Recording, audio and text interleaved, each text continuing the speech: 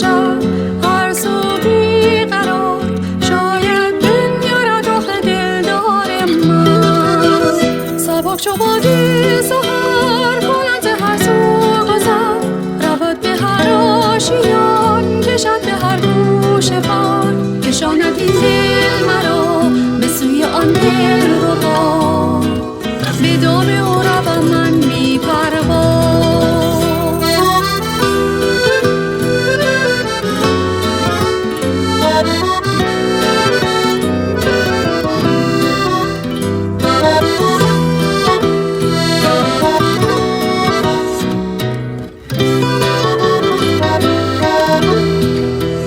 تو هم به شوق و هوس چون مرغ از قفس، به سوی ما پر بزن بتا.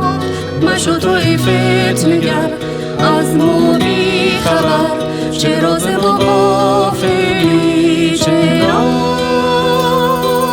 جلوه روی تو، حلقه موی تو، مرغ دل را در دل شب به آشیان کشد در کوی تو.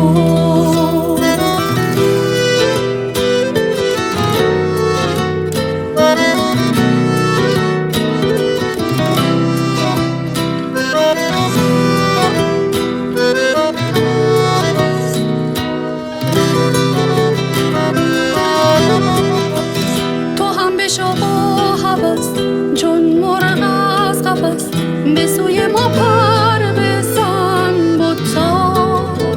مشو تو ای فتنه‌گر از ما بی خبر، چه راز و غافلی چرا جلوه روی تو، حلقه موی تو،